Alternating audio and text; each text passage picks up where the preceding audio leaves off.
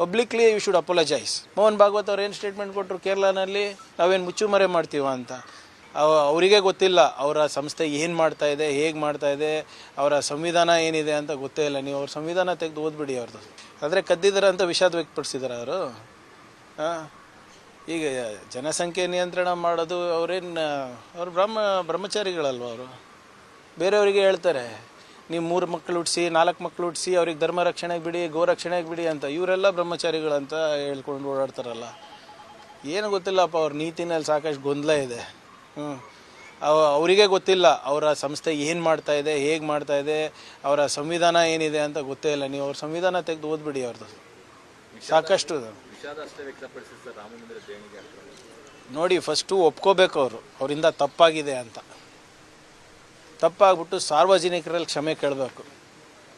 ಸುಮ್ಮನೆ ಯಾವುದೋ press note ಕೊಡೋದಲ್ಲ ಅದು. ಎಲ್ಲ ಜನರು ಕೂಡ ಅಲ್ಲಿ VHP ಕಾರ್ಯಕರ್ತರು, ಪದಾಧಿಕಾರಿಗಳು, VHP ಅಧಿಕೃತ ಅಂಗಸಂಸ್ಥೆ RSSದು. VHP ಹುಟ್ಟಾಕಿದ್ದೆ RSS. ಒಫಿಷಿಯಲಿ ಅವರಿಗೆ ನೆಂಟಿದೆ, ಅಧಿಕೃತವಾಗಿ ಅವರೆಲ್ಲ ಸಂಬಂಧಿಕರೇ ಇದ್ದಾರೆ ಎಲ್ಲರೂ. ಅದ್ರ ಬಗ್ಗೆ ವಿಷಾದ ವ್ಯಕ್ತ ಅಲ್ಲ, ಡಿಸ್ಮ್ಯಾಂಟಲ್ ಮಾಡ್ಬೇಕು ನನ್ನ ಪ್ರಕಾರ ಅಂತ. Publicly you should apologise.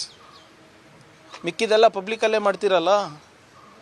Mohan Bhagwat ಅವ್ರು ಏನು ಸ್ಟೇಟ್ಮೆಂಟ್ ಕೊಟ್ಟರು ಕೇರಳನಲ್ಲಿ, ನಾವೇನು ಮುಚ್ಚುಮರೆ ಮಾಡ್ತೀವ ಅಂತ. ಇದ್ಯಾಕೆ ಮುಚ್ಚುಮರೆ ಮಾಡ್ತಾ ಇದ್ದೀರಾ? ಮತ್ತೆ ಪಬ್ಲಿಕಲ್ಲಿ ಬಂದು ವಿ ಆರ್ ಎಕ್ಸ್ಟ್ರೀಮ್ಲಿ ಸಾರಿ.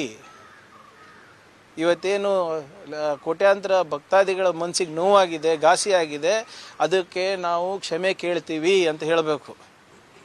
ಮಿಕ್ಕಿದಕ್ಕೆ ಎಲ್ಲರಿಗೂ ಒಪಿನಿಯನ್ ಇದೆ. ಪಾಕಿಸ್ತಾನ ಜೊತೆ ಸಂಬಂಧ ಬೆಳೆಸ್ಬೇಕು ಅಂತ ಅವ್ರದ್ದು ಒಪಿನಿಯನ್ ಇದೆ ಅಲ್ಲ.